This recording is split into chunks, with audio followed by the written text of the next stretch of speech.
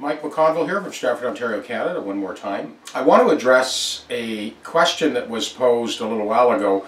I never did answer your question, Jody, and it is a question that I get asked a lot, and that is, why is it that the shorter scale guitars, Gibson's Les Pauls, versus the longer scale guitars, Strats or Teles, why is it more difficult to get those first position chords to sort of tune and intonate properly? This is a bit of a departure from the guitar family, but it's an easy way to sort of explain this.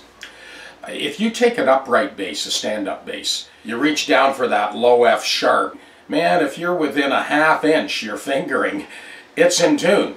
But if you go to the upper register of a violin and you're right up at the top of the fingerboard, you move your finger a couple of thou.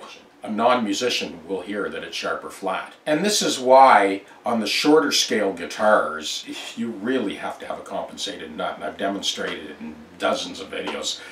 Even that last one on the Peavey, and that's a longer scale guitar. In order to get these instruments regulated perfectly, it needs compensation on both ends. We spend about 7 hours of class time in level 2 to go through all the sort of extrapolations and variations on compensated nuts, depending on the scale length, the gauge of strings, the way the guitar is tuned.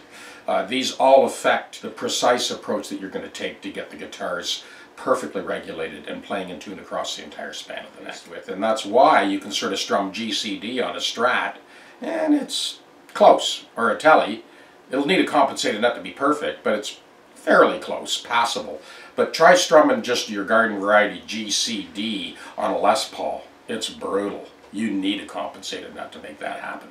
I think I've made my point enough times with the compensated nut before and after videos on various Les Pauls.